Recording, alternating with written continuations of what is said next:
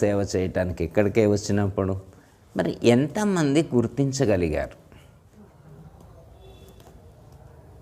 ఎంతమంది గుర్తించగలరు? మరి దేవుళ్ళందరూ ఇక్కడే ఉంటే మరి ఈ దేవుళ్ళకి సంబంధించిన మంత్రాలు నువ్వు చదవాల్సిన అవసరం ఏముంది? ఇంకా వేరే చదవటం ఎందుకు? మంత్రాలు, దేవతల మంత్రాలతో నీకేం పని? మామూలు వాళ్ళకి, తెలియని వాళ్ళకి అవసరం అవి. దేవతలకు సంబంధించినటువంటి అవగాహన లేని వాళ్ళు ఆ మంత్రాలు చదువుకోవాలా? నీకేం అవసరం? అంటే నీ గురువు ఎంత గొప్పవాడు, నీవు ఎంత గొప్పవాడవో తెలియజేశారు గురువు ఏం చేశారు? నువ్వు ఎంతటి గొప్ప జ్ఞానివి, నువ్వు ఎంతటి గొప్ప స్వరూపానివో తెలియజేశారు. నువ్వు సాక్షాత్తు పరబ్రహ్మ స్వరూపం అని సూచించారు. గురువు ఎంతటి పరబ్రహ్మ స్వరూపమో శిష్యుడు కూడా అంతటి స్వరూపుడు, గురుస్వరూపమే శిష్యుడు కూడా అని చెప్పి గురువు గారు శిష్యుణ్ణి అంత స్థాయిలో నిలబెట్టారు, అంత జ్ఞానాన్ని అందించారు. ఇప్పుడు గురువుగారిలో ఉన్న పరబ్రహ్మ స్వరూపమే శిష్యుల్లో ఉంటుందా? ఉండదా? ఉంటుంది కదా. ఇప్పుడు మనం చెప్పుకున్నటువంటి దేవతలందరూ గురువుగారిలోనే ఉంటారా? శిష్యుల్లో కూడా ఉంటారా? శిష్యులు మనలో కూడా ఉంటారా? మనలో కూడా ఉంటారు. దేవుడు మనలో ఉందా? దేవతలు మనలో ఉన్నారా? మనలో ఉన్న దేవతలు దేవుడికి సేవ చేస్తున్నారా? చేస్తున్నారా లేదా? మరి మనలో ఉన్నటువంటి ఎవరికి సేవ చేస్తున్నారు? పరమాత్మ స్వరూపం. పరమాత్మ ఎవరు? నువ్వెవరు?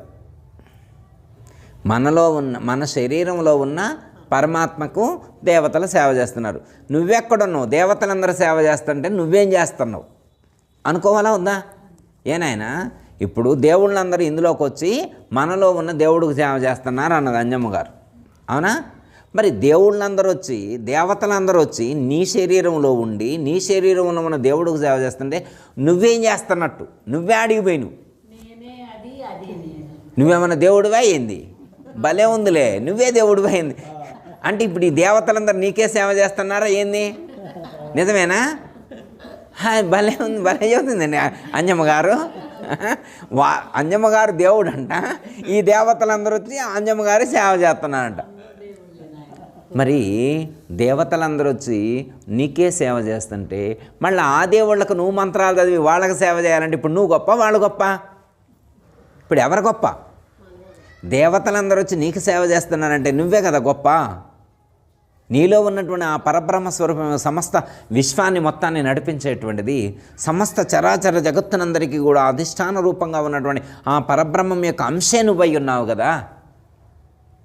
మట్టి అట్టి పరమాత్మ స్వరూపమే నీవై ఉన్నప్పుడు, దేవతలందరూ నీకు సేవ చేస్తూ ఉన్నప్పుడు మళ్ళీ మంత్రాలు చదవాల్సిన అవసరం నీకేంటి?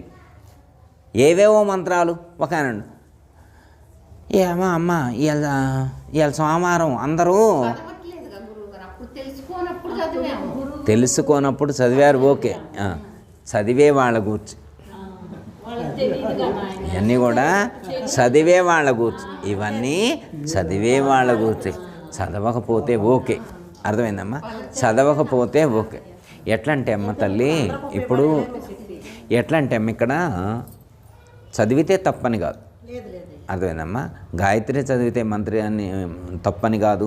పంచాక్షరి చదవచ్చు, అష్టాక్షరి చదవచ్చు, ద్వాదశాక్షరి చదవచ్చు, షోడశాక్షరి చదవచ్చు, అయితే చదవచ్చు, అర్థమైందా? మరి ఇంత జ్ఞానం తెలుసుకున్నాం, ఇంత గొప్ప వస్తువును గురువుగారు పరిచయం చేశారు, ఆ స్వరూపమే నేనన్ను. మరి కార్తీక మాసంలో దీపం వెలిగేయకుండా ఉండలేకపోయినవి, మరి కార్తీక మాసంలో స్నానం చేయకుండా ఆగలేకపోయినవి, శ్రావణ శుక్రవారం నాడు లక్ష్మీదేవి అని చెప్పి పసుపు రాసుకోకుండా ఉన్నవాళ్ళు ఎంతమంది ఉన్నారు? గౌరమ్మ అని చెప్పి దండం పెట్టుకోకుండా ఉన్నవాళ్ళు ఎంతమంది ఉంటారు? నేను తెలియని వాళ్ళ గురించి కాదు, తెలిసిన వాళ్ళ గురించి. ఉపదేశం తీసుకున్న వాళ్ళైనా కానీ ఎంతమంది స్థితి కుదిరిన వాళ్ళు ఎంతమంది ఉన్నారు? అయితే అర్థమైందమ్మా, ఆ స్థితిలో ఉన్నోళ్ళు స్థితిలోనే ఉన్నారమ్మా. స్థితి కుదరని వాళ్ళు, ఇక్కడ చెప్పుకునేటువంటిది ఏంటంటే స్థితి కుదరనటువంటి వాళ్ళు, స్థితి. అర్థమైందమ్మా? ఇక్కడ నువ్వు ఈ లోకంలో ఉండేటువంటి వాళ్ళందరూ కూడా ఏవైతే మంత్రాలు ఉచ్చరిస్తూ ఉన్నారో ఆ మంత్రాలకు అధిపతులైనటువంటి దేవతా శక్తులు ఏవైతే ఉన్నాయో, ఆ దేవతల యొక్క అంశాలు ఏవైతే ఉన్నాయో, ఆ అంశాలు ప్రకాశ స్వరూపమై నీలో ఉండేటువంటి ఆధార చక్రాన్ని, స్వాధిష్టాన చక్రాన్ని, మణిపూరక చక్రాన్ని, అనాహత చక్రాన్ని, విశుద్ధి చక్రాన్ని, ఆజ్ఞా చక్రాన్ని ప్రచోదనం చేసి ఆ చక్రాన్ని క్రియావంతం చేసి ఈ యొక్క శరీరాన్ని నడుపుతూ ఉన్నాయి కదా మళ్ళా ఇవన్నీ నడుపుతూ ఉన్నాయి కదా, వీటికి అధిష్టానంగా ఆ పరబ్రహ్మ స్వరూపమే ఉన్నది కదా. మరి తెలియని వాళ్ళు దేవతలకు మంత్రాలు స్తోత్రం చేశారు, ఆ దేవతలే నీకు స్తోత్రం చేస్తూ ఉన్నారు ఇక్కడ. మిగతా వాళ్ళందరూ దేవతలకు మంత్రాలు చదువుతున్నారు, దేవతలకు స్తోత్రాలు చేస్తున్నారు. ఇక్కడ దేవతలే నీకు స్తోత్రం చేస్తున్నారు, నీకు స్తోత్రం చేస్తున్నారు. నువ్వెవరివి? అహం బ్రహ్మస్మి, అయం ఆత్మా బ్రహ్మ, పరబ్రహ్మ స్వరూపానివి నువ్వు పరబ్రహ్మ యొక్క స్వరూపానివి నువ్వు. మరి పరమాత్మ స్వరూపమే నీవై ఉంటే ఏ మంత్రం నువ్వు చదవాల్సినటువంటి అవసరం లేదు. సర్వమంత్ర ఛేదనాయ, సర్వమంత్ర ఛేదనాయ, త్రైలోక్యం వశమానాయ, త్రైలోక్యం. ఎవరైతే ఈ జ్ఞానం కలిగి ఉంటారో, ఆ యొక్క పరబ్రహ్మ స్వరూపానుభూతిని ఎవరైతే పొంది ఉంటారో వాళ్ళు 3 లోకాలకు అతీతంగా ఉంటారు. 3 లోకాలు వాళ్లకు ఆధీనంలో ఉంటాయి. 3 లోకాలు అంటే ఏంటి? స్థూల శరీరం ఒక లోకము, సూక్ష్మ శరీరం ఒక లోకము, కారణ శరీరం. త్రిపురాలు అన్నారు వీటిని ఏమన్నారు? 3 పురాలు అన్నారు. ఈ మూడింటిని నడిపించేటువంటి వాళ్ళు 3 ఉన్నారు. మనకి ఇది అర్థం కావటం కోసమే శాక్తేయంలో ఏమని చెప్తారంటే త్రిపురాసుర సంహారము అన్నారు. త్రిపురాసుర సంహారము అన్నారు. 3 పురాలు ఉంటాయి. 3 పురాలు ఉంటాయి. అవి ఎప్పుడు అటొకటి ఇటొకటి ఉంటుంది. 3 ఒకే రేఖలోకి రావన్నమాట. తారకాసురుడు కొడుకు ఒక వరాన్ని పొందుతారనమాట. 3 మంచి నగరాలు నిర్మిస్తారనమాట. ఆ 3 ఇప్పుడు వేరుగా ఉంటాయి అనుకోమ్మా. ఇప్పుడు సపోజు ఇది ఒక పురం, ఇది ఒక పురం, ఇది ఒకటి. అర్థం? ఎప్పుడు ఇలా ఉండమన్నమాట, ఇట్లుంటాయి. ఎవరైనా ఈ మూడింటిని పరిపాలించి ఆయన నశింపజేయాలంటే ఒకేసారి ఒక్క బాణంతో మూడింటిని కొట్టాలి. ఎన్నో లక్షల సంవత్సరాలకి ఎప్పుడో ఒకసారి ఇట్లా 3 ఒకే రేఖలోకి వస్తాయి. ఎప్పుడు ఇట్లే ఉంటాయి. ఎప్పుడు ఒకదానికోటి అనుసంధానంగా ఉండవు. ఇట్లా తిరుగుతుంటాయి తప్ప ఇట్లా రావు. ఎప్పుడో ఒకానొక టైంలో ఇలా వస్తాయి అన్నమాట. 3 ఒకే కక్షలోకి వస్తాయి. అలా ఈ 3 ఒకే కక్షలోకి వచ్చినప్పుడు బాణం కొట్టాలన్నమాట. కింద నుంచి బాణం కొడితే ఇట్లా 3టిని ఒకేసారి ఛేదించుకొని పోవాలి. అట్లా 3టిని ఒకేసారి ఛేదించుకొని పోతే ఆ త్రిపురాసురుడు అనేటువంటి వాడు నశించిపోతారు. అది త్రిపురాసుర సంహారం. మనకి లలితా సహస్రనామాల్లో కానీ దేవి భాగవతంలో కానీ చెప్తారు త్రిపురాసుర సంహారం. అలాగే మనలో కూడా స్థూలము, సూక్ష్మము, కారణము అనే 3 పురాలు ఉన్నాయి. ఈ 3 పురాలని పరిపాలించేటువంటి అసురుడు జీవుడు.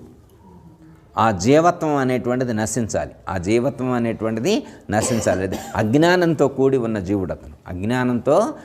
ఆ అజ్ఞానం నశించాలి. ఆ అజ్ఞానం నశించినప్పుడు ఈ 3 పురాలు విశ్చేతం అవుతాయి.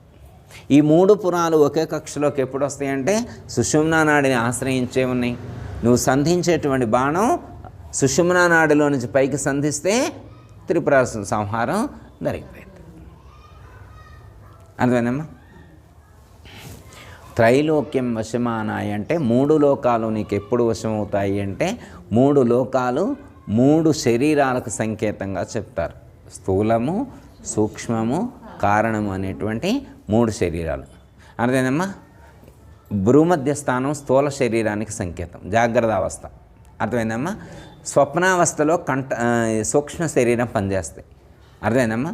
ఇప్పుడు స్థూల శరీరము అది ఎప్పుడు పనిచేస్తుంది? జాగ్రత్త అవస్థలో పనిచేస్తుంది. రెండోది ఏంటది? సూక్ష్మ శరీరం. అది ఎప్పుడు పనిచేస్తుంది? స్వప్నావస్థలో పనిచేస్తుంది. కారణ శరీరము అది ఎప్పుడు పనిచేస్తుంది? సుషిప్తావస్థలో, గాఢ నిద్రలో పనిచేస్తుంది. మనకున్నాయి 3 అవస్థలు. జాగ్రత్త అవస్థలో స్థూలము, స్వప్నావస్థలో సూక్ష్మము, అంతేగమ్మా. సుషిప్తావస్థలో కారణ శరీరం. వాటి స్థానాలు భ్రూమధ్య స్థానము, కంఠస్థానము, హృదయ స్థానం. అర్థమైందమ్మా? అంటే ఈ 3 లోకాలకి ఈ 3 శరీరాలను సంకేతంగా చెప్పారు. సో ఈ మూడింటిని ప్రకాశింపజేస్తుంది. మనం ఇందాక చెప్పుకున్నటువంటిది రుద్రగ్రంథి విచ్ఛేదితం, లేకపోతే ఆజ్ఞాచక్రాన్ని ఛేదించినప్పుడు మనం ఇట్లా ప్రాణాన్ని తీసుకొని యోగ మార్గం ద్వారా సోహం ధ్యానం చేసి ఆజ్ఞాచక్రాన్ని ఛేదించినప్పుడు ఈ 3 లోకాలు కూడా నశిస్తాయి. ఆ 3 లోకాలు నీకు ఆధీనంలో ఉంటాయి అని చెప్పినట్టు. త్రైలోక్యం వశమానాయ. అర్థమైందమ్మా? శుభాన్ని ప్రసాదించేటువంటి, మంగళకరమైనటువంటి జ్ఞానాన్ని ప్రసాదించేటువంటి స్వరూపమే గురుస్వరూపం. శ్రీ అంటే శుభాన్ని కలిగించేటువంటిది, శ్రీకారం శుభాన్ని కలిగించేటువంటిది. దాన్ని శుద్ధ ఎరుక స్వరూపంగా చెప్పారు. శ్రీకారాన్ని శుద్ధ ఎరుక స్వరూపంగా అభిమానించి చెప్పారు భాగవత కృష్ణ. శ్రీమించు అచల బోధను అని చెప్పారు. శ్రీమించు అచల బోధన. అచల బోధ పైనుంది, దేనికి పైన? శ్రీకారానికి పైన. శ్రీ అంటే లేకపోతే ఓంకారం అన్నా శ్రీకారం అన్నా ఒకటే. శ్రీకారం అన్న ఓంకారం అన్న ఒకటే. శుభాన్ని కలిగించేటువంటి ఎరుకకు శుద్ధ ఎరుకకు సంబంధించినటువంటి స్థితి అనమాట. శ్రీ గురుదేవాయ. అట్టి గురుదేవులకు నమస్కారం. గురువు అంటే ఎవరు? ఇందులో ప్రకాశించేటువంటి, సహస్రారంలో ప్రకాశించేటువంటి జ్యోతిమాన ప్రకాశం. పరమ పురుషుడు అది క్షర అక్షరముల కంటే అతీతమైన. క్షరం అంటే శరీరము, అక్షరం అంటే జీవుడు, పురుషోత్తముడు అంటే చైతన్యము, పరబ్రహ్మ స్వరూపం. ఈ అట్టి పరబ్రహ్మ స్వరూపము సర్వదేవతలకు అతీతమైనటువంటిది. సమస్త దేవతలను తన ఆధీనంలో ఉంచుకున్నటువంటిది, తన వశం చేసుకొని ఉన్నటువంటి సర్వదేవత వశీకర. సర్వ అరిష్ట వినాశాయ. అరిష్టాలంటే శత్రుత్వాలు, లేకపోతే కష్టాలు, నష్టాలు, బాధలు ఇవన్నీ ఉన్నాయి కదా, అలాంటివన్నీ నశిస్తాయి. అలాంటివన్నీ కూడా నశిస్తాయి. ఎందుకంటే అట్టి ప్రకాశ స్వరూపాన్ని నువ్వు ఆశ్రయించి ఉన్నావు కాబట్టి. అట్టి సమస్త మంత్రాలకు మూలమైనటువంటి తల్లి మంత్రమైనటువంటి ఆ యొక్క స్వరూపాన్ని నువ్వు ఆశ్రయించి ఉన్నటువంటి కారణం చేత మిగతా ఏ మంత్రాలతో నీకు అవసరం లేదు. మిగతా లౌకికమైనటువంటి లేకపోతే మిగతా లోకంలో చెప్పబడినటువంటి ఆ మంత్రాలతో నీకు పని లేదు. ఆ మంత్రాలతో పని లేదు. ఎందుకంటే తల్లి మంత్రాన్ని నువ్వు పట్టుకున్నావు. అర్థమైందమ్మా? మూల మంత్రాన్ని నువ్వు పట్టుకున్నావు. ఈ ప్రపంచంలో ఉన్న మంత్రాలన్నిటికీ మూలం ఏదైతే ఉన్నదో అట్టి మూల మంత్రాన్ని నువ్వు పట్టుకున్నావు. మూలమంత్రాన్ని, అట్టి మాలామంత్రాన్నే నువ్వు పట్టుకున్నావు కాబట్టి వేరే ఏ మంత్రాలని నువ్వు అనుష్ఠానం చేయవలసినటువంటి అవసరం లేదు. సర్వమంత్ర చేదన.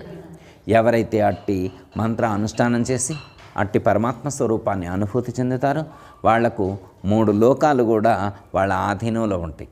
స్థూల శరీరం వాళ్ళు చెప్పినట్టుంటుంది, సూక్ష్మ శరీరం వాళ్ళు చెప్పినట్టుంటుంది, కారణ శరీరం వాళ్ళు చెప్పినట్టు వారి యొక్క ఆధీనంలోనే ఉంటాయి. పరమాత్మ యొక్క ఆధీనంలోనే 3 లోకాలు, 3 శరీరాలు ఉంటాయి. అంటే ఆ జ్ఞానంతో జీవిస్తాడు. 3 లోకాలు ఉంటాయంటే ఆ జ్ఞానంతో జీవిస్తాడు. ఆ జ్ఞానంతో జీవించటం అంటే త్రైలోక్యం వశమానాయ అంటే 3 లోకాలు వశమై ఉంటే ఆ జ్ఞానంతో జీవిస్తాడు అని అంటే ఎట్లా అనుకుని ఇందాక చెప్పుకున్నాం. మనం ఎక్కడున్నాం? జాగ్రత్త అవస్థలో ఉన్నాం. పై మెట్టు ఎక్కడున్నాం? కిందికి వచ్చినాం, కళలు వస్తున్నాయి. కిందికి వస్తే కళలు వస్తున్నాయి. ఇక్కడి నుంచి కింది ఇంకో మెట్టు దిగినాం, ఇంకో మెట్టు దిగినాం. దిగితే కళలు కూడా పోయినాయి. బాగా నిద్రపోతున్నాం, గాఢ నిద్రలో ఉన్నప్పుడు అసలు ఇప్పుడు హైదరాబాద్లో ఉన్న విషయం కూడా గుర్తురాట్లా. బాగా నిద్రపోతున్నావు. ఏ ఊర్లో ఉన్నట్టు తెలుస్తుంది ఆయనకి? నేను పలానా ఊర్లో నిద్రపోతున్నా, నా పేరు ఇది, మా నాన్న పేరు ఇది, నాకు ఇన్ని ఎకరాల పొలం ఉంది, నాకు ఇన్ని టాటర్లు ఉన్నాయి, ఇవన్నీ గుర్తుకొస్తాయా? ఏం గుర్తురావు. మళ్ళా లేచి ఎమ్మటే పైకి ఎక్కుండు, నేను హైదరాబాద్లో ఉన్నగా. అంతకుముందు తాను ఎక్కడున్నాడో కూడా తనకి తెలియదు. తాను అసలు ఈ లోకంలో ఉన్నాననే విషయం కూడా తనకి ఐడెంటిటీ కూడా లేదు. అర్థమైందమ్మా? అంటే కాసేపు జాగ్రత్త అవస్థ, కాసేపు స్వప్నావస్థ, కాసేపు తుర్యావస్థ. జాగ్రత్త అవస్థలో తనకి డబ్బులు అవసరమైంది. డబ్బులు అవసరమైంది. వాళ్ళ ఫ్రెండ్ దగ్గరికి వెళ్ళి 10 లక్షలు అడిగిండు. వాళ్ళ ఫ్రెండ్ దగ్గరికి వెళ్ళి 10 లక్షలు అడిగిండు. ఆయన ఫ్రెండ్ 10 లక్షలు ఇచ్చిండు. 10 లక్షలు ఇచ్చిండు, తీసుకొచ్చుకుండు, అప్పులు కట్టిండు. నిద్రపోయిన తర్వాత నిద్రలో ఈయనకు ఒక కల వచ్చింది. ఈయనకి వాళ్ళ ఫ్రెండ్కు 25 లక్షలు అప్పు ఇచ్చినట్టు కల వచ్చింది. ఫ్రెండ్కి 25 లక్షలు అప్పు ఇచ్చినట్టు కల. మళ్ళీ ఇప్పుడు మేలుకొన్నాడు. రాత్రి నువ్వు నాకు 25 లక్షలు తీసుకున్నావు కదా, ఎప్పుడు ఎత్తావురా అన్నాడు. నేను 25 లక్షలు తీసుకున్నాను ఏంట్రా, నువ్వే కదరా నా దగ్గర 10 లక్షలు తీసుకుంది, ఇగో నోట్ అన్నాడు. కాదు నువ్వు తీసుకున్నావు అంటాడు. నేను తీసుకోలేదు అంటాడు. అంటే జాగ్రత్త అవస్థలో తీసుకున్నదే రైట్ అంటాడు, స్వప్నావస్థలో తీసుకున్నది అబద్ధం అంటాడు. వాడేమంటాడు, జాగ్రత్త అవస్థలో నువ్వున్నావు, నేనున్నా, స్వప్నావస్థలో కూడా నువ్వున్నావు, నేనున్నా. జాగ్రత్త అవస్థ ఎంత కరెక్టో స్వప్నావస్థ కూడా అంతే కరెక్టు, స్వప్నావస్థ కూడా అంతే కరెక్టు. ఇప్పుడు జాగ్రత్త అవస్థ అబద్ధమైతే స్వప్నావస్థ కూడా అబద్ధమే, జాగ్రత్త అవస్థ అబద్ధమైతే స్వప్నావస్థ కూడా అబద్ధమే. నువ్వు నాకు 25,000 ఇవ్వాలా, 25 లక్షలు ఇవ్వాల్సిందే, 10 నేను తీసుకున్నా అంటే ఆ 10 పోను 10 అని నాకు అంటాడు. అంజమ్మ గారు ఇస్తారా? ఇయ్యడా? స్వప్నావస్థ పట్టిది. మరి ఇది మాత్రం నిజమా? స్వప్నావస్థ పట్టిది రైటే, స్వప్నావస్థ పట్టిదే అందాం. పోనీ జాగ్రత్త అవస్థ మాత్రం నిజమా? జాగ్రత్త అవస్థ మాత్రం ఏమో నిజమా? అయితే రాత్రి పడుకుంటే అన్ను బట్టి నిద్రపోయింది, దుప్పటి కూడా కప్పుకోవాలా. కళావతి గారు వచ్చి దుప్పటి కప్పింది. అంజమ్మ గారు పడుకొని బాగా నిద్రపోతానే కళావతి గారు వచ్చి, అంటే అంత గాఢ నిద్రపోతుంటే ఇప్పుడు జాగ్రత్త అవస్థ ఉందా, స్వప్నావస్థ ఉందా? 10 లక్షల గోల ఉందా, 25 లక్షల గోల ఉందా? ఏ గోల లేదాడా? అయితే మరి అవస్థలు ఎప్పుడు కలుగుతున్నాయి అంటే, జీవుడు ఇక్కడున్నప్పుడు జాగ్రత్త అవస్థ కలిగింది, ఆ నుంచి ఒక మెట్టు కిందికి దిగిండు, ఒక మెట్టు దిగితే ఇక అది పోయింది, జాగ్రత్త అవస్థ పోయింది. 10 లక్షలు ఇచ్చేది పెన్నామ వదన అన్న అన్నీ పోయినాయి. స్వప్నావస్థ ఇది వేరే లోకం, జాగ్రత్త అవస్థ అదొక లోకం, జాగ్రత్త అవస్థ అదొక లోకం. ఒక మెట్టు కిందికి దిగితే ఇదొక లోకం, ఒక మెట్టు దిగితే ఇదొక లోకం. మళ్ళీ ఆడి నుంచి ఇంకో మెట్టు దిగిండు, అది సుషుప్తి. అప్పుడు సుషుప్తి, ఆ లోకం లేదు, ఈ లోకం, ఇది మా లోకంగా ఉంది, ఇది ఇంకో మా లోకంగా ఉంది. ఏ లోకం కనపట్ల ఇక్కడ? కిందికి వస్తే ఆ లోకం లేదు, ఈ లోకం లేదు, ఏ లోకం లేదు. అర్థమైందమ్మా? ఈ 3 లోకాలు ఇవే, 3 లోకాలు. త్రైలోక్యం వశమానాయ, ఈ లోకాలను వశం చేసుకోవాలి. నువ్వు వశం చేసుకోవాల్సింది ఏ లోకాలు? ఈ భూలోకం, భూవర్లోకం, సువర్లోకం చెప్పి అవి కాదు చెప్పేది. ఇక్కడ చెప్పినటువంటి భూలోకం, భూవర్లోకం, సువర్లోకం అవి కాదు. 3 లోకాలంటే అవి చెబుతున్నామా? ఒక ఆయన కైలాసం, వైకుంఠం, స్వర్గం అని ఆ లోకాలు చెబుతున్నాడు. గురువు గారు చెప్పే లోకాలు అవి కాదు, ఈ లోకం. అర్థమైందమ్మా? ఈ 3 లోకాలు నీ ఆధీనంలో ఉండాలా? ఎవరి ఆధీనంలో ఉండాలా? నువ్వు వశం చేసుకోవాలా? ఈ 3టిని ఎప్పుడు వశం చేసుకుంటామంటే, ఇంకో లోకం ఉంది, మహాకారణ శరీరం, తురీయావస్థ, ఆడికెక్కాలి. నువ్వు సహస్రార చక్రం పైకి ఎక్కి కూకోవాలి. నువ్వెప్పుడైతే పైకి ఎక్కి కూర్చుంటావో ఈ 3 తెక్క కుదురుద్ది. పైలోకం చేరాలి నువ్వు. ఏ లోకం? ఎందుకంటే పైలోకం నువ్వు చేరటం అంటే నువ్వు ఎడ చేరతావు? ఇందాక మనం చెప్పుకున్నాం కదా, ప్రాణాన్ని తీసుకొని జీవుణ్ణి ప్రాణంలో ఉన్నావు. నువ్వు ఎక్కడున్నావు? జీవుడు ఎక్కడున్నాడు? ప్రాణంలో ఉన్నాడు. ప్రాణాన్ని పైకెక్కిస్తే జీవుడు పైకెక్కినట్టే. జీవుడు మళ్ళీ ఆయన ఎక్కడుంటాడు? గురువు గారు కాదు. నువ్వు ప్రాణం వెళ్ళినా ఒకటే, జీవుడు వెళ్ళినా ఒకటే, రెండు ఒకటే అర్థం. అర్థమైంది అయ్యా? అందుకే భగవద్గీతలో శ్రీకృష్ణ పరమాత్మ భ్రువోర్మధ్యే ప్రాణమావేశ్య సమ్యక్, నీ యొక్క భ్రూమధ్య స్థానంలో నుంచి ప్రాణాన్ని పైకి తీసపోమన్నాడు. ఎట తీసపోమన్నాడు? భ్రువోర్మధ్యే ప్రాణం ఆవేశ్య సమ్యక్ అంటే కనుబొమ్మల మధ్యలో నుంచి ప్రాణాన్ని పైకి తీసుకెళ్ళి. అసలు తెలుగులో చెప్పారు కమ్మ, ఎంత క్లారిటీగా చెప్పారు పరమాత్మ. ఇంకా నాకు అర్థం కావట్లేదు, భగవద్గీత చదివినా నాకు అర్థం కావట్లేదు అంటే ఎవరేం చెబుతారు? ఒక ఆయన నాకు భగవద్గీతే వద్దంటాడు, ఆయనకేదో మొత్తం తెలిసినట్టు. అమ్మ ఏం తెలిసిందని అంటాడు?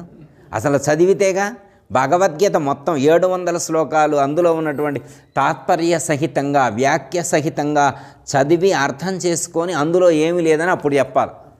ఉత్తగా నోటుకొచ్చింది, ఎవరో చెప్పారు, ఎవరో ఏమీ లేదన్నారని. ఏమీ లేదంటే ఎట్లా? ఒక ఆయన వేదాల్లో ఏముందండి అంటాడు. వేదాల్లో ఏముందో నువ్వు చదివితేగా. ఋగ్వేదం చదువు, 10,000 మంత్రాలు ఉన్నాయి. ఆ మంత్రాలకు ముందు నువ్వు అర్థం తెలుసుకున్న తర్వాత ఋగ్వేదంలో ఏమీ లేదని నువ్వు అప్పుడు చెప్పాలి. ఉత్తగా నోటుకొచ్చిందంటే ఎట్లా?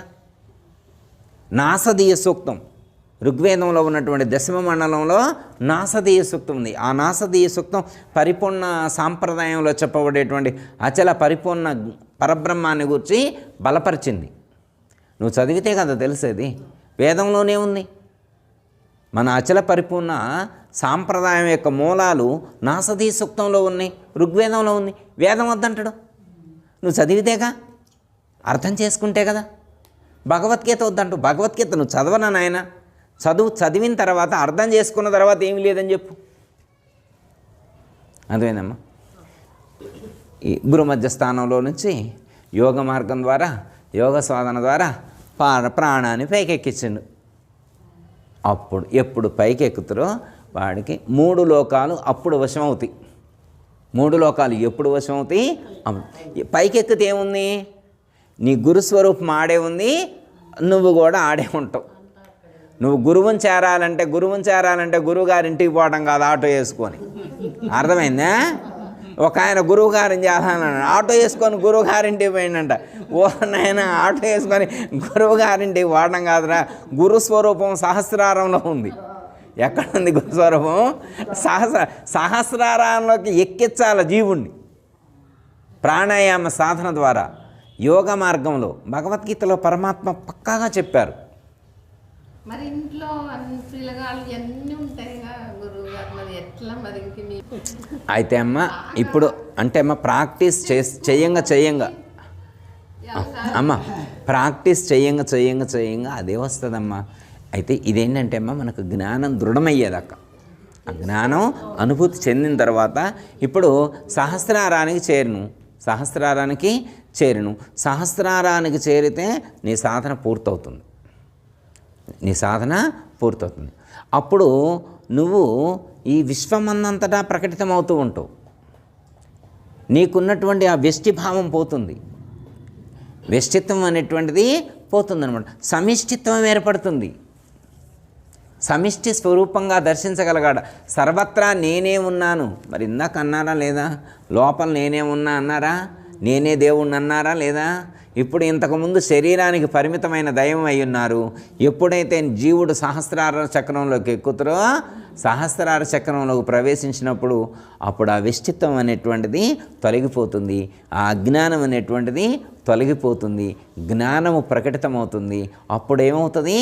అంతటా ఉన్నది నేనే అనే విషయం అర్థం. ఇప్పుడు దాకా భగవంతుడు అంతటా ఉన్నాడు, విష్ణుమూర్తి అంతటా ఉన్నాడు, శివుడు అంతటా ఉన్నాడు, దేవుడు అంతటా ఉన్నాడు అని అనుకున్నావు. ఎప్పుడు నేను వేరే దేవుడు వేరే అనుకున్నప్పుడు వామ్ము ఆయన అంతటా ఉన్నంట అని అనుకున్నావు. ఇప్పుడు నువ్వు ఆ పైకెక్కాక, మెట్టెక్కిచ్చాక, ఆ పై మెట్టుకు చేరాక, అంతటా ఉన్నది ఆయన కాదు, నేను ఆయన కంటే భిన్నంగా లేను, నేను ఆ పరమాత్మ స్వరూపం కంటే భిన్నంగా లేను, నేనే బ్రహ్మము, బ్రహ్మమే నేను. ఇది నీకు అనుభూతికి అందాలి, పుస్తకంలో చదివితే కాదు. అమ్మా అందుతుంది అమ్మ ఖచ్చితంగా అమ్మ.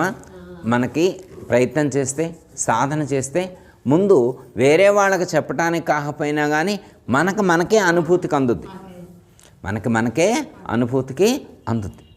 ఏంటంటే అమ్మ, ఎప్పుడైతే ఆ పరబ్రహ్మ జ్ఞానం దృఢమైందమ్మా, ఆ జ్ఞానంతో మనం ఉంటామో సమస్త చరాచర జగత్తు మొత్తం కూడా ఆ బ్రహ్మముతోటే నిర్మితమైంది అనేటువంటి జ్ఞానం దృఢమవుతుంది, అనుభూతికి అందుతుంది. ఓకే. అప్పుడు సోహమస్మి అంటే సోహం స్థితి ఇదేగమ్మా. ఇప్పుడు మనకు ఆ గురుమంత్రంలో చెప్పిన అర్థం ఏంటి? సోహం భావం స్థితి. అర్థమైందమ్మా? గురుమంత్రాన్ని అనుష్ఠానం చేస్తే సోహం స్థితి ఏర్పడుతుందని చెప్పాను నాయన ఇందాక మీకు. అర్థమైందా? అది ముందు అక్కడ పట్టుకోవాలి, దాన్ని పట్టుకొని పోరాడాలి, దాన్ని పట్టుకొని పారాడితే ఏడ చేరుకుంటాం. అర్థమైందమ్మా? అందుకే గురుమంత్రానికి అంటే గురుమాల మంత్రానికి ఈ యొక్క అజప గాయత్రి మంత్రానికి ఉండేటువంటి ఇంటర్నల్ లింక్, ఆ అనుబంధం అనేటువంటిది అర్థమైందయ్యా, అది మనకు అర్థం కావాలన్నమాట. అందుకే నాయన గారు ఏమన్నారు, నాయన నువ్వు సోహం చేయాలంటే ముందు గురుమాల మంత్రం చదవన్నారు. ఫస్టే సోహం చేస్తాంటే నీకు కుదరదు, ప్రయత్నం చేయి. కానీ గురుమాల మంత్రం చదివిన తర్వాత మాత్రమే నీకు సోహం అనుభూతిలోకి వస్తే నువ్వు సాధన చేయగలుగుతావని చెప్పి నాయనగారు మనకి సూచించారు. అందుకే ఫస్ట్ గురుమాల మంత్రాన్ని మనతోటి చదివించారు, తర్వాత సోహం ధ్యానం చేయించారు. కొంతకాలం సోహం ధ్యానం చేసిన తర్వాత ఈ మంత్ర అర్థం మన అనుభూతి అయ్యాక, అర్థమైందా, ఈ మంత్రం యొక్క ఆ గురుమంత్రంలో చెప్పబడినటువంటి ఆ పరబ్రహ్మతత్వం మనకు అనుభూతికి అందాక, 3 లోకాలు వశమయ్యాక, అహం బ్రహ్మస్మి అన్న తర్వాత అప్పుడు పరిపూర్ణ మంత్రాలు అడగాల. అప్పుడు పై మంత్రాలు, పైన 3 మంత్రాలు చెప్పుకున్నాం కదా, అప్పుడు పై 3 మంత్రాలను కూర్చోడితే అప్పుడు చెబుతా అన్నారు. పై 3 మంత్రాలు ఎవరికి చెప్పాలా? వీళ్ళకంట చెప్పేది. ఈ స్థితిని పొందిన వాళ్ళకి ఆ పైన చెప్పిన ద్వాదశి, షోడశి, పంచదశి మంత్రాలు వాళ్ళకి చెప్పాలి. రాంగులోనే ఆ మంత్రాలు చెబితే ఏమర్థమైంది? ఇప్పుడు ఎల్కేజీ పిల్లగాడికి డిగ్రీ పాఠం చెబితే అర్థమైందే? ఏమర్థం కాదు, అటు ఇటు కాకుండా అయిపోతారు. అర్థమైందమ్మా? అందుకే మన గురువుగారు అంటే ఒక క్రమ పద్ధతిగా బోధించారు. మనకు నాయనగారు ఎలా చెప్పారు, ఒక పద్ధతిగా కింది నుంచి పైదాకా ఒక్కొక్క మెట్టు మనల్ని ఎక్కించుకుంటూ తీసుకెళ్ళి అక్కడ నిలబెట్టారు.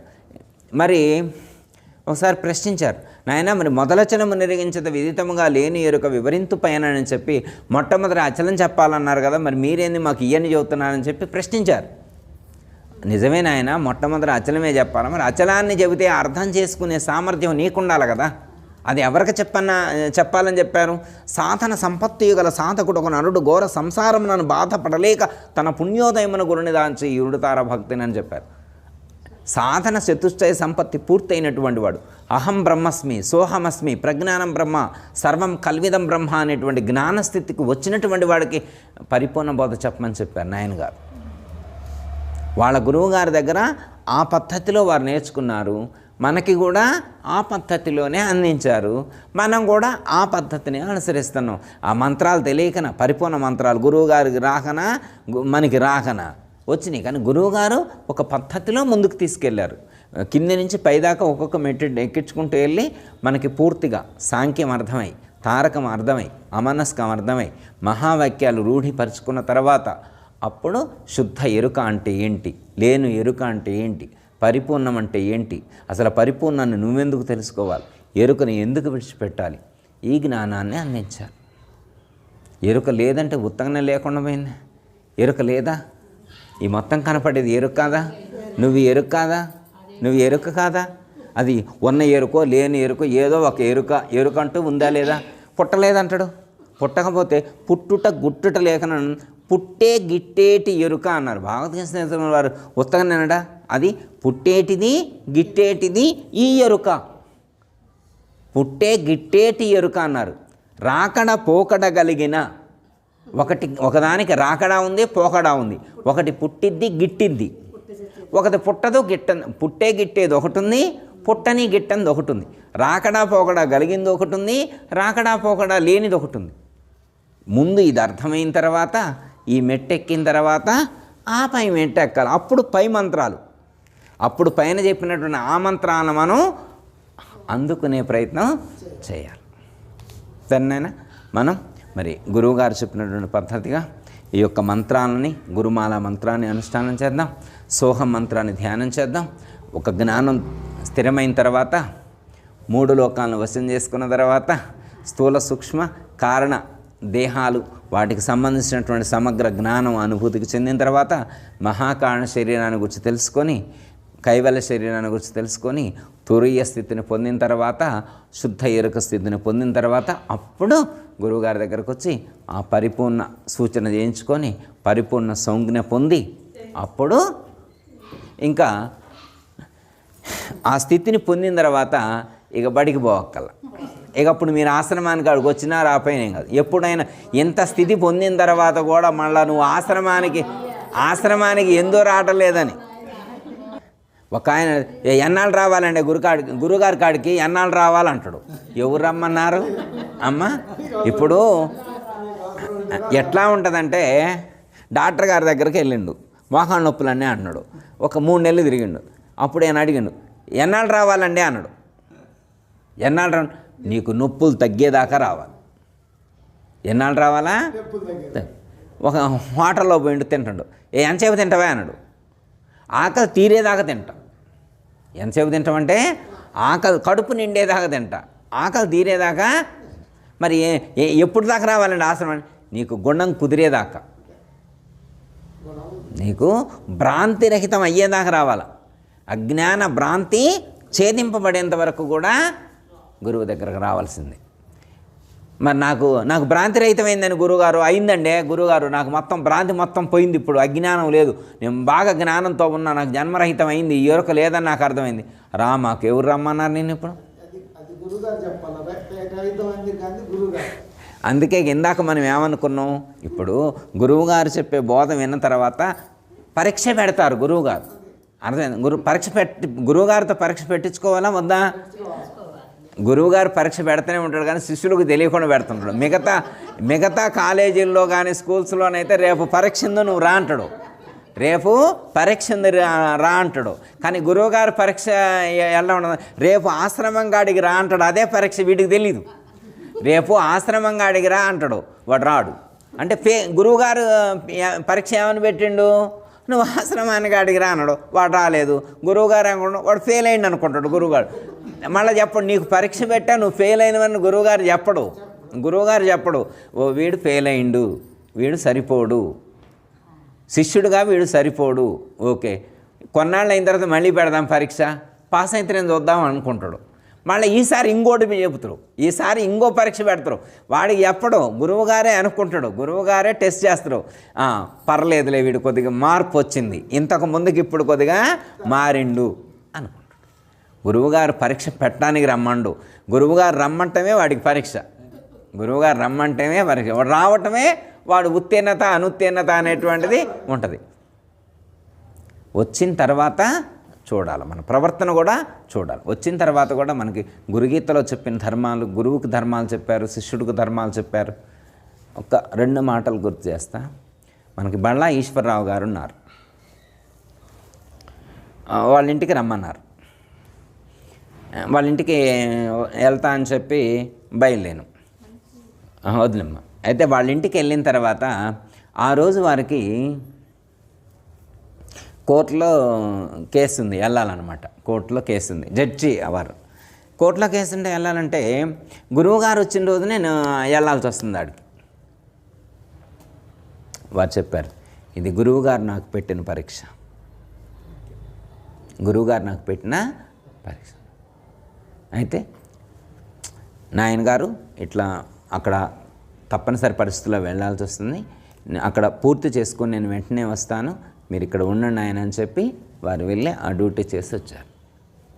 పరీక్ష ఉన్నా కానీ గురువుగారికి చెప్పి ఇట్లా నేను రాలేకపోతున్నానని చెప్పాలి కదా. ఇంకోటి ఎంత డిసిప్లిన్ వారంటే నేర్చుకోవాలన్నమాట. మన ఆశ్రమంలో పాంప్లెట్లో మనం 7ంటికి గురుగీత పారాయణం అని రాసినాం అనుకోమ్మా, 6:55 నిమిషాలకే 7 ఉంటారు. మనం రమ్మని కూడా చెప్పక్కల్లా ఆయన గారికి, ఈశ్వరరావు గారికి, అయ్యా 7ంటికి గురుగీత పారాయణం అని చెప్పక్కల్లా. దాంట్లో మెసేజ్ ఉంది కదా, గురువు గారు 7ంటికి గురుగీత పారాయణం అని చెప్పారంటే వారు 6:55 నిమిషాలకు వచ్చి ఇక్కడ ఉంటారు. వారు 6:55 నిమిషాలు, ఒకవేళ ఎప్పుడైనా పొరపాటున బస్సు లేట్ అయ్యి కానీ ఏదైనా లేట్ అయితే 7:10 నిమిషాలు అయిందనుకో, గురువుగారు 10 నిమిషాలు లేట్ అయిందంటారు. ఎందుకని 10 నిమిషాలు లేట్? అసలు పూజ మొదలుపెట్టిన తర్వాత 3 గంటలకు వచ్చిన వాళ్ళు ఉన్నారు. అసలు పూజ మొదలుపెట్టిన తర్వాత 11ంటికి 12ంటికి వచ్చే శిష్యులు కూడా ఉన్నారు. మరి వాళ్ళకి మీరు 7ంటికి రమ్మని చెప్పలేదు, వీరికి 7ంటికి రమ్మని చెప్పలేదు. అర్థమైందయ్యా? మనం అంటే గురువుగారు ఒక నియమం ఏర్పాటు చేశారు, ఒక కార్యక్రమానికి ఒక షెడ్యూల్ ఖరారు చేశారు. 7ంటికి గురుగీత పారాయణం, 8ంటికి అల్పాహార సేవనం, 9ంటికి పూజ ప్రారంభం అని ఒక షెడ్యూల్ ఖరారు చేసిన తర్వాత ఇది గురువు గారి యొక్క ఆజ్ఞలా భావించారు వారు. ఈశ్వరరావు గారు గురువు యొక్క ఆజ్ఞలా భావించి ఇన్ టైంలోనే ఉండేవారు ఎప్పుడు. మరి అంత డిసిప్లిన్, అంత డెడికేషన్ ఎవరికి ఉంది? అర్థమైందమ్మా? పూజ మొదలుపెట్టిన తర్వాత ఆ మాత్రం గురువుగారు నాకు కుదరట్లేదండి మనం ఏమన్నా అంటామా? నాకు కుదరట్లేదని ఏమన్నా అంటామా? పూజ అయిపోయిన తర్వాత వస్తే మాత్రం ఏమన్నా అంటామా? అది వాళ్ళ ఇష్టం. నీకు గురువు యందు ఎంత నమ్మకం ఉందో, నీకు ఎంత విశ్వాసం ఉందో, గురు పూజ యందు, గురువు యొక్క కార్యమునందు నీకు ఎంత శ్రద్ధ ఉందో, ఎంత ఆసక్తి ఉందో, ఎంత నమ్మకం ఉందో అది నువ్వు తేల్చుకోవాలి. అది గురువుగారు చెప్పేదా? ఇప్పుడు పూజ ప్రారంభించినటువంటి గురువుగారు లేటుకు వస్తే నువ్వు లేటుకురా, గురువుగారు లేటుకు వస్తే నువ్వు లేటుకురా. అంటే అంత డిసిప్లిన్గా ఉన్నటువంటి మహాత్ముడు బళ్ళా ఈశ్వరరావు గారు. అర్థమైందయ్యా? మరి ఎంతమంది ఉన్నారు అంటే ఒక వ్యక్తిని చూస్తే నేర్చుకునేట్లుగా ఉండాలి ఆచరణ. ఒక వ్యక్తిని చూస్తే గురుభక్తుడు అలా ఉండాలి. గురుమంత్రాన్ని చదివేటువంటి వాడు, గురుమంత్రాన్ని అనుష్ఠానం చేసేవాళ్ళు అలాంటి స్థితి కుదరాలి. అప్పుడు నువ్వు ఆశ్రమానికి వచ్చినా ఒకటి, రాపోయినా ఒకటి. అర్థమైందా? ఆశ్రమానికి రమ్మని ఏ గురువుగారు చెప్తారండి? ఆశ్రమానికి రావద్దనే అంటారు. ఎందుకు రావద్దు? పని పూర్తి చేసుకున్నోడు రావాల్సిన అవసరం లేదు, సాధన పూర్తి చేసుకున్నోడు రావాల్సిన అవసరం లేదు.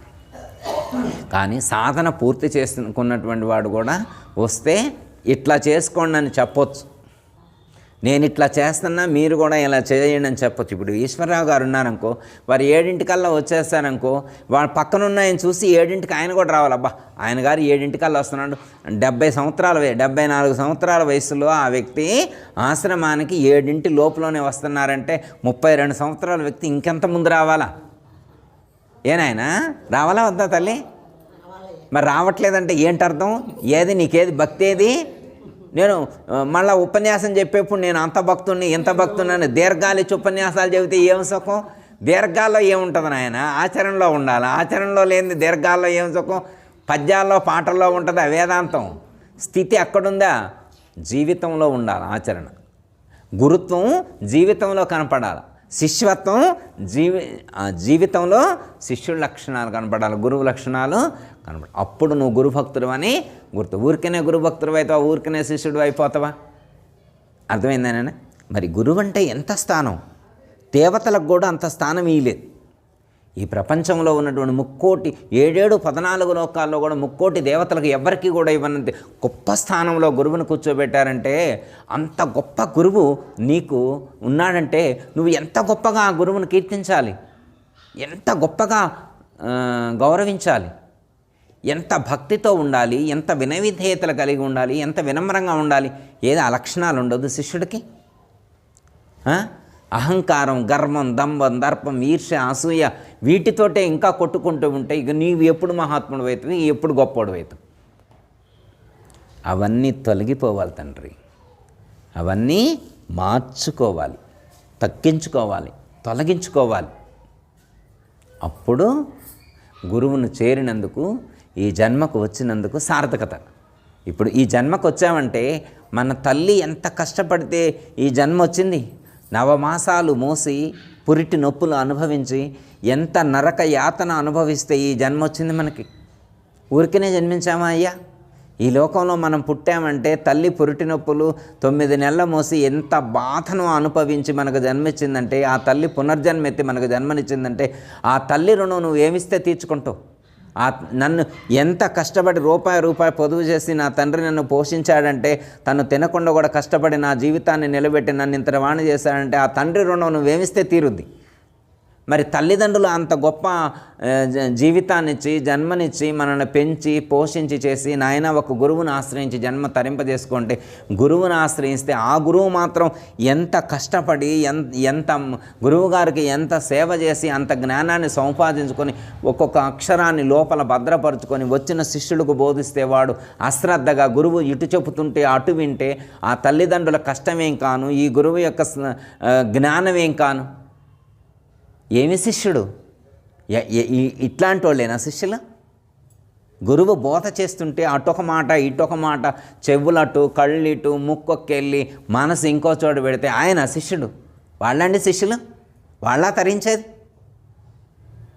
జన్మకు వచ్చినందుకు సార్థకత చేకూరాలి. ఈ జన్మకి పైన మనకు కొటేషన్ రాసి ఉంటుంది. నువ్వు మరణిస్తే శ్మశానానికి, ఈ శరీరాన్ని శ్మశానానికి తీసుకెళ్తే శ్మశానం కూడా కన్నీరు పెట్టాలంట. అబ్బా, ఒక మహాత్ముడు ఈ లోకం నుంచి దూరం అవుతున్నాడని. భూమి కన్నీరు పెట్టాలట. అబ్బా, మహాత్ముడు లోకం నుండి దూరం అవుతానని. అంత గొప్పగా జీవించాలి నువ్వు. ఒక గురుభక్తుడు అంటే మామూలు అండి? లోకంలో ఉంటారు చాలామంది భక్తులు ఉంటారు. గురుభక్తుడు వేరు. గురుభక్తుడు వేరు తల్లి. లోకంలో ఉన్నటువంటి భక్తులకి దిశానిర్దేశం చేసేవాళ్ళు లేరు. ఇక్కడ నీకు దిశానిర్దేశం చేసేటువంటి వాడు ఉన్నాడు. ఏది మంచో, ఏది చెడో, ఏది జ్ఞానమో, ఏది అజ్ఞానమో, నువ్వు ఎలా జీవించాలో చెప్పేవాళ్ళు ఉన్నారు. ఎలా జీవించకూడదో చెప్పేటువంటి సద్గురువును పెట్టుకొని కూడా నువ్వు సరిగ్గా జీవించట్లేదంటే ఆ దోషం నీది కదా. మరి ఇంకా ఎన్ని జన్మలకు బాగుపడతావు? ఇంక ఎన్ని జన్మలు ఎత్తాలనుకుంటున్నావు? ఎన్ని జన్మలు ఎత్తుదాం పట్టండి, ఇంకెందుకు అయ్యా? అందుకే భగవద్గీతలో మనుష్యాణం సహస్రేషు కసిద్యత సిద్ధయే యతతామపి సిద్ధానాం కసిన్మాం వేతి తత్వతః అన్నారు. ఈ ప్రపంచంలో ఎంతోమంది ప్రయత్నం చేస్తున్నారు, కానీ ఏ ఒకానొకడో ఆ లక్ష్యాన్ని చేరుకుంటున్నాడు. ఇప్పుడు గురువుగారికి 1000 మంది శిష్యులు ఉన్నారు. ఆ 1000 మందిని చూసి గురువుగారు సంతోషపడ్డరా అంటే పడతారు. అబ్బా, పంట బాగానే ఉందనుకుంటారు, పొలం బాగానే పైకి వచ్చింది అనుకుంటారు. ఆ కంకులు వేసినప్పుడు, లేదా ఆ పిందెలు ఉన్నప్పుడు పిందె నిండుగా ఉండదన్నమాట. మామిడి చెట్టుకి పిందె బాగా పట్టింది అనమాట. అసలు ఆకులు కానరాటలా, పిందెలు చూస్తే ఆకులు కానట్లా. అబ్బో, ఆశ్రమం మొత్తం నిండిపోయింది అనుకుంటాడు. అర్థమైందయ్యా? పంటకు వచ్చే నాటికి ఎన్ని ఉంటాయి చెట్టును పట్టుకొని, అది కదా పిందెల చిన్న గాలిదుమ్ముకు కూడా రాలిపోయే పిందెలు కూడా ఉంటాయి. వాటిని చూసి గురువుగారు సంతోషించరా? ఇప్పుడు ఆ తోట యజమాని పిందెలని చూసి సంతోషపడతారా? కాదు అయ్యా, అది పండేంత వరకు చెట్టుని విడిచిపెట్టకుండా పట్టుకొని ఉండేటువంటి పండు ఏదైతే ఉంటుందో దాన్ని చూసి సంతోషిస్తారు. ఎన్ని ఉపద్రవాలు వచ్చినా, ఎన్ని కష్టాలు వచ్చినా, ఎన్ని తుఫాన్లు వచ్చినా, ప్రకృతి ఎదురీదినా కానీ ఆ చెట్టు కొమ్మను అంటిపెట్టుకొని ఉండేటువంటి ఆ కాయ ఏదైతే ఉన్నదో, అది పండేదాకా దాన్ని విడిచిపెట్టకుండా ఉండేటువంటి కాయ ఏదైతే ఉన్నదో దాన్ని చూసి ఆ చెట్టు సంతోషించేది. అలాగే ఎన్ని ఉపద్రవాలు వచ్చినా, ఎన్ని పరిస్థితులు ఎదురు తిరిగినా, ప్రకృతి వికటించినప్పటికీ కూడా గురువు చెప్పినటువంటి మాటను పట్టుకొని, గురువు చెప్పినటువంటి మంత్రాన్ని పట్టుకొని, గురువుని విడిచిపెట్టకుండా తుది శ్వాస విడిచేటువంటి చివరి క్షణం వరకు ఏ శిష్యుడైతే జీవిస్తాడో, గురువు చెప్పినటువంటి ధర్మాన్ని కట్టుబడి ఏ శిష్యుడైతే జీవిస్తాడో వాడు పండిపోతాడు. అవునా కాదా? ఉంటారు మరి, పేరుకు చాలామంది ఉంటారు శిష్యులు, చాలామంది లెక్కకు చాలామంది ఉంటారు శిష్యులు. అర్థమైందే? మన మనసులో గురువుగారు ఉండటం గొప్ప కాదు, గురువుగారు మనసులో నువ్వు ఉండాలి. గురువు యొక్క మనస్సులో స్థానం సంపాదించుకోవడం ఇది ఈ జన్మ గొప్ప. గురువుగారు మరి అందరూ మంచిగానే మాట్లాడుతున్నారు, మరి వారి లోపలే ఉందో. నా గురించి ఏమనుకుంటున్నావు గురువుగారు, నా గురించి ఏమనుకుంటున్నాను అనుకోవాలి. నువ్వు మంచిగా అనుకుంటేనే మంచిగానే అనుకుంటాడు. అర్థమైందే? నీ ప్రవర్తన, నీ యొక్క జీవనశైలి, నీ యొక్క ఆచరణ చెప్పుద్ది. ఈ విషయంలో అమ్మగారు మట్టికి ఆ పెద్దయ్య గారి గురించి రాత్రి బాజీ ఒక మాట చెప్పిండు అనమాట. గురుత్వం అనేటువంటిది ఊరికనే వచ్చిందని ఆయన గారికి. ఊరికనే గురువు అయ్యారా? అమ్మ, పెరంగిపురం నుంచి కొండపీడి వెళ్ళటానికి 7 కిలోమీటర్లు ఉంటుంది. మరి అప్పట్లో సౌకర్యాలు లేవు. పెద్ద పెద్ద లగేజీలు పట్టుకొని, నెత్తి మీద పెట్టుకొని, మోసుకొని, పిల్ల జల్లాతోటి మరి నడుచుకుంటూ వెళ్ళి, మరి అప్పట్లో ఇంత సౌకర్యాలు లేని రోజుల్లోనే మరి ఎంత కష్టపడి, ఎంత సేవ చేసి జ్ఞానాన్ని సంపాదించుకున్నారు. మరి వారు అంత కష్టపడి, అంత సేవ చేసి మరి సంపాదించుకున్నటువంటి జ్ఞానాన్ని నీకు అందిస్తే, దాన్ని మలిచి సూరులో పెడితే, మంచి మడత పెట్టి డస్ట్బిన్లో వేస్తే గురువుగారికి బాధ కలిగిద్దా లేదా? ఏనాయన, నేను చెప్పిన మంత్రం ఎంత గొప్పది, సిద్ధాంతం ఎంత గొప్పది, ఇది వినకుండా, ఇది పట్టించుకోకుండా ఎటెట్టో తిరుగుతున్నావు, ఇంకేదేదో గొప్పదంటావు. అంటే అమ్మా, ఎవరిని విమర్శించాలని కాదు తల్లి, ఎవరు తక్కువని కాదమ్మా, ఎవరు ఎక్కువని కాదు.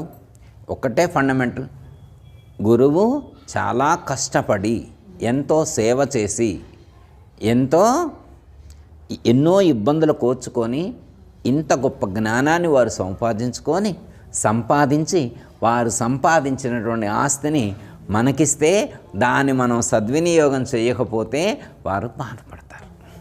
ఎట్లా అంటే అమ్మ, ఒక ఆయన కష్టపడి రూపాయి పోగు చేసి ఒక 2 కోట్లు తయారు చేసిండు. 2 కోట్లు తయారు చేసిండు. ఈయన తయారు చేసిన తర్వాత పెద్ద వయసు వచ్చిన తర్వాత ఇక ఎటు వెళ్ళలేకపోతాను, ఏం చేయలేకపోయి ఇంట్లోనే ఉంటాడు. అంటే పెద్ద వయసు వచ్చింది, ఇంటికి పరిమితం అయిపోయాడు. ఇప్పుడు ఇంటికి పరిమితం అయిపోయిన తర్వాత ఇక పిల్లగాడు బీరువా తాళం చేతులు తీసుకున్నాడు. లెక్క జమాలనికి పిల్లగాడే చూసుకుంటున్నాడు. వాడికి జాగ్రత్త లేదు. లక్షల వేస్ట్ వృధాగా ఖర్చు అయిపోతున్నాయి. తండ్రి మనసు ఎంత చివుక్కుమంటది. అయ్యో, నేను ఇంత కష్టపడి సంపాదించదనే, మరి వీడి అలవసొలవులకి ఆగం చేస్తానడే, లక్షలు వేస్ట్ చేస్తానని మనసు, తండ్రి మనసు ద్రవించదమ్మా, బాధపడదా? మరి సంపాదించిన ధనం వృధా చేస్తే తండ్రి మనసు ఎలా బాధపడుతుందో, మరి గురువు కూడా ఎంతో కష్టపడి సంపాదించుకున్నటువంటి యొక్క జ్ఞాన ధనాన్ని శిష్యుడికిస్తే శిష్యుడు దాన్ని సద్వినియోగం చేయకపోతే ఆ గురువు మనసు తల్లడిల్లిద్దా లేదా? ఆ గురువు మనసు బాధపడుతుందా లేదా? ఏమ్మా? అందుకని ఇప్పుడు శిష్యుడు ఏం చేయాలి? గురువు చెప్పిన జ్ఞానాన్ని ఆచరించాలి. గురువు చెప్పినటువంటి పద్ధతిగా జీవించగలగాలి. గురువు చెప్పిన జ్ఞానంతో జీవించాలి. గురువు చూపెట్టిన బాటలో నడవాలి. అప్పుడు గురువు సంతోషిస్తాడు. గురువు ఎప్పుడు సంతోషిస్తాడు? అప్పుడు సంతోషిస్తాడు. అంతేగాని గురువు గారికి డబ్బులు ఇస్తే, అబ్బా నేను మొన్న నేను 10 లక్షలు ఇచ్చాడు గురువు గారు, నన్నే గుర్తుంచుకోండి అట్లా. ఎట్లా అంటే అమ్మ, నాయనగారు ఎప్పుడూ ఒక ఎగ్జాంపుల్ చెప్పేవారు అనమాట. ఒక ఊర్లో ధనవంతులు ఉన్నారు. ధనవంతులుంటే వాళ్ళు బుర్హానుద్దీన్ గురువు గారికి 2 ఎకరాల పొలం ఇచ్చారంట. 2 ఎకరాల పొలం ఇచ్చారు గురువుగారికి. ఇస్తే ఆ ఊర్లోనే పనిచేసుకునే వాళ్ళు వేరే వాళ్ళు ఉంటారు. వాళ్ళు 10 పైసలు 5 పైసలు పావల అట్లా పోగు చేసి గురువుగారికి ఎంతో డబ్బులు ఇచ్చారనమాట. ఇచ్చిన తర్వాత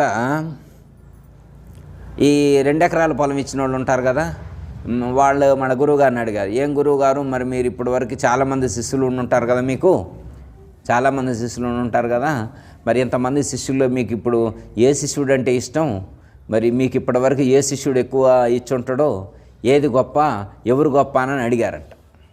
డైరెక్ట్నే అడిగారంట. వాళ్ళు అనుకున్నారు 2 ఎకరాలు మేము ఇచ్చినాం కాబట్టి నా పేరే చెబుతారు గురువుగారు అని అనుకున్నారు. మరి ఆ మాత్రం ఉండదా? తప్పని కాదమ్మా, తక్కువ చేయటం కాదు గురువుగారు, ఆలోచన కనుక్కుందాం అనుకున్నారు. అంటే 2 ఎకరాలు ఇచ్చినాం కదా. అప్పుడు నాయనగారు చెప్పారు, అయ్యా నీ దగ్గర ఎక్కువ పొలం ఉంది కాబట్టి 2 ఎకరాలు ఇచ్చిన, గొప్పే, తక్కువ కాదు. నువ్వు ఇవ్వటం సంతోషం, నువ్వు 2 ఎకరాలు ఇవ్వటం సంతోషం, నువ్వు తక్కువని కాదు. కాకపోతే ఇతడికి ఏమీ లేనోడు ఇచ్చాడు వీడు. నీకు 50 ఎకరాలు ఉన్నోడు 2 ఎకరాలు ఇవ్వటం ఎక్కువ తక్కువ అది నువ్వు ఆలోచించు. కానీ రూపాయి కూడా లేనోడు, అతని దగ్గర రూపాయి ఉంటే ఆ రూపాయిలో నుండి పావలా ఇచ్చాడు చూడు, మరి అది గొప్ప. నాకు ఇది విలువైందే, నువ్వు ఇవ్వటం తక్కువ నేను అంట్లా, మంచిదే నాయన ఇచ్చిన మంచిదే, కానీ ఇది విలువ ఇంకెక్కువ. ఇతను ఇంకా గొప్ప మనసు ఉన్నటువంటి వాడు, నీకంటే ఎక్కువ త్యాగితను, నీకంటే ఎక్కువ త్యాగి. ఇప్పుడు నీ దగ్గర 1,00,000 రూపాయలు ఉన్నాయి, 1000 ఇసిరేసిండు. 1,00,000 ఉన్నోడు 1000 ఇసిరేసిండు, 2,000 ఉన్నోడు 1000 పెట్టిండు, ఎవరు గొప్ప? 2,000 ఉన్నప్పుడు 1000 ఇచ్చిండంటే ఉన్న దాంట్లో సగం ఇచ్చిండు. తనకున్న దాంట్లో సగం ఇచ్చినోడు గొప్ప, తనకున్న దాంట్లో 1% ఇచ్చినోడు గొప్ప. వాళ్ళ దృష్టిలో నేను ఎంత ఇచ్చాగా అనుకుంటాడు, కానీ ఈయన దృష్టిలో ఈయన సగం ఇచ్చిండుగా, ఉన్న దాంట్లో సగం ఇచ్చిండు. గురువు ఎట్లా క్యాలిక్యులేట్ చేస్తారంటే, ఇదిగో ఉన్న దాంట్లో ఎంత ఇచ్చాడో అది చూస్తాడు, ఆ మనసును చూస్తాడు. ఇచ్చిన ఆ వస్తువుని ఇచ్చినటువంటి ఆ వెనక ఉన్నటువంటి మనసు ఎలాంటిది, ఆ త్యాగం ఎంతటిది అనేటువంటిది అలా క్యాలిక్యులేట్ చేస్తారు గురువుగారు, అలా కొలుచుతారు. అమ్మ చాలామంది నేను అంతిచ్చా ఇంతిచ్చా అంటారు, కానీ ఎవరి కోసం ఇచ్చినావు తల్లి నువ్వు ఇచ్చేది? గురువుకి తీసుకోవలసిన అవసరం ఉందా లేదంటే ఆయన సొంతం కోసం కాకపోయినా కానీ సేవా కార్యక్రమాలు చేయటం కోసమే తీసుకుంటారు. అసలు గురువు తీసుకోబట్టే కదా నువ్వు ఇచ్చే అవకాశం నీకు వచ్చింది. ఆయన తీసుకోనంటే నువ్వు ఇచ్చే అవకాశం నీకేడిది? అర్థమైందమ్మా? అంటే దీంట్లో కూడా రకరకాల ధర్మాలు చెప్తారు. తీసుకునేదానికి ఇచ్చేదానికి కూడా ఎవరు తీసుకోవచ్చు ఎవరు తీసుకోకూడదు అనేటువంటి దాన్ని కూడా మనకి శాస్త్రాలు చెప్పినాయి. అందరికీ తీసుకునే అర్హత ఉండదు, కొంతమందికే తీసుకునేటువంటి అర్హత ఉంటుందని మనకి చెప్పారనమాట. అది వాళ్ళ పరిస్థితులు, సందర్భాలను, కాలమాన పరిస్థితులను బట్టి దాన్ని నిర్ణయిస్తారు. ఎట్లా అంటే ఇప్పుడు అవసరం, ఇప్పుడు నేనున్న ఒక ఉద్యోగం చేయట్లేదు, నాకేం ఉద్యోగం ఏమీ లేదు. నాకు ఉద్యోగం లేదు అంటే గురుస్థానంలో ఉన్నా, గురువుకి ఉద్యోగం లేదు, ఆదాయ వనరు లేదు. గురువు గారికి ఆదాయ వనరు ఏమన్నా, నేను ఏమైనా ఉద్యోగం చేస్తున్నా? చేయట్లేదు. నేను ఏం చేస్తున్నా? శిష్యుల కోసమే పనిచేస్తున్నా. నేను ఇంటికాడ ధ్యానం చేసినా, మంత్రం చదువుకున్నా కానీ, ఏదైనా పుస్తకం చదివినా, నా జీవితం మొత్తం, నాకున్న సమయం మొత్తం కోసం నేను నా కోసం ప్లస్ నా దగ్గర ఉపదేశం తీసుకున్నటువంటి శిష్యుల కోసమే కేటాయిస్తున్నా. ఓకే, ఇలా నిస్వార్థంగా తన కోసం కాకుండా, లేకపోతే తన చుట్టూ ఉన్నటువంటి శిష్యులను తరింప చేయటం కోసమే సేవ చేసేటువంటి ప్రయత్నం చేసేటువంటి గురువును పోషించవలసినటువంటి బాధ్యత, ధర్మం శిష్యులు. ఇప్పుడు నేను మీకోసం మంత్రం చదవకుండా, సాధన ఏమి చేయకుండా, నా జీవితాన్ని పోషించుకోవడం కోసం నేను ఎక్కడైనా ఉద్యోగం చేసి, వ్యాపారం చేసి, ప్రయత్నం చేస్తూ, నాకు నెలకి ఒక 10,000 లేకపోతే 50,000, నెలకు 1,00,000 రూపాయలు జీతం వస్తుందనుకో, అప్పుడు మీరు ఇవ్వాల్సిన అవసరం లేదు. ఇది ధర్మం. ఇవి ధర్మాలు చెప్పారు. అంటే ఇవన్నీ కూడా మనకు శాస్త్రాల్లో సూచించారు ఎలా ఉండాలి అనేటువంటిది. ఎందుకంటే శిష్యుడు ఇస్తున్నా అంటే ఎవరి కోసం ఇస్తున్నావు? ఇస్తే ఎవరికి ప్రయోజనం? నీకే మంచిది. ఇస్తే నీకే మంచిది తప్ప వేరే ఇంకొకటి కాదు. కాకపోతే ఇచ్చేప్పుడు లోపల అహం లేకుండా, గర్వం లేకుండా, దమ్మం లేకుండా, దర్పం లేకుండా, నేను ఇస్తున్నాను అనేటువంటి భావస్ఫురణ లేకుండా ఇవ్వగలగాల. అలా ఇచ్చినప్పుడే ఆ ఇవ్వబడింది కానీ, ఇచ్చిన మనసు కానీ పవిత్రమవుతుంది, శుద్ధి అవుతుంది. అప్పుడు అతను ఆ గురువు చెప్పిన జ్ఞానాన్ని అందుకునేటువంటి మనసు ఏర్పడుతుంది. శిష్యులు అలా జీవించాలి, గురువులు ఇలా జీవించాలి. గురువులు నిరంతరం, ఏ గురువైనా అయ్యా ప్రతి శిష్యుడు కూడా తరించాలనే కోరుకుంటాడు. ఏ గురువైనా కానీ శిష్యులందరూ బాగుండాలి, శిష్యులందరూ తరించాలి, శిష్యులందరూ కూడా గురువు చెప్పినటువంటి జ్ఞానంతో జీవించాలని కోరుకుంటారు, ఏ గురువైనా కానీ. కాబట్టి మనమందరం కూడా మన గురువుగారు చెప్పినటువంటి జ్ఞానంతో జీవించే ప్రయత్నం చేద్దాం. గురువుగారు చెప్పినటువంటి ధర్మాలను ఆచరించేటువంటి ప్రయత్నం చేద్దాం. గత ఇంతకుముందు ఏం జరిగిందో మనకు తెలియదు. ఇంతకుముందు ఏం జరిగిందో, ఎలా జీవించినో తెలియదు. ఈరోజు మరి నాయనగారిది వార్షికారాధన, నాయనగారిది 16వ వార్షికారాధన కార్యక్రమం రోజు నుంచి మన పంథా మార్చుకుందాం, మన ఆలోచన మార్చుకుందాం. ఈ రోజు నుంచైనా మన గురువుగారు చెప్పినటువంటి జ్ఞానంతో జీవించేటువంటి ప్రయత్నం చేద్దాం. గురువు సంతోషిస్తారు. గురువు సంతోషిస్తే ఈ ప్రపంచంలో ఉన్నటువంటి సమస్త దేవతలు అనుగ్రహించితే ఎంత ఫలితం వస్తుందో అంతకంటే మించిన ఫలితం మనకు వస్తుంది. గురువు సంతోషం కంటే మించింది మరొకటి లేదనుకున్నాం కదా. అర్థమైందయ్యా? గురువు గారిని సంతోషపెట్టే పని చేద్దాం. అప్పుడు గురువుగారి యొక్క అనుగ్రహం మన మీద ప్రసంది. గురువుగారికి డబ్బులు ఇస్తే కాదు సంతోషించేది, మనం మంచిగా జీవిస్తే గురువుగారు సంతోషిస్తారు. గురువు చెప్పిన ధర్మానికి అనుగుణంగా జీవిస్తే గురువుగారు సంతోషిస్తారు. కాబట్టి మనందరం గురువుగారి ధర్మంలో జీవించి, గురువుగారి మార్గంలో నడుచుకుంటూ లక్ష్యాన్ని చేరుకుందాం. దయతల సద్గురు ప్రభు మహారాజుకు జై. అందరికీ జై గురు. మరిన్ని ఆధ్యాత్మిక రహస్యాల కోసం అచల బోధ, ఆత్మబోధ, భగవద్గీత, అలాగే పండుగల్లో దాగిన అర్థాలు, అంతరార్థాల కోసం మరియు యోగము, ధ్యానము మొదలైన అనేక ఆధ్యాత్మిక తెలుగు ప్రవచనాల కోసం క్రింద ఉన్నటువంటి రెడ్ కలర్ సబ్స్క్రైబ్ బటన్ను క్లిక్ చేయండి. అలాగే ప్రక్కనే ఉన్నటువంటి గంట సింబల్ను నొక్కండి.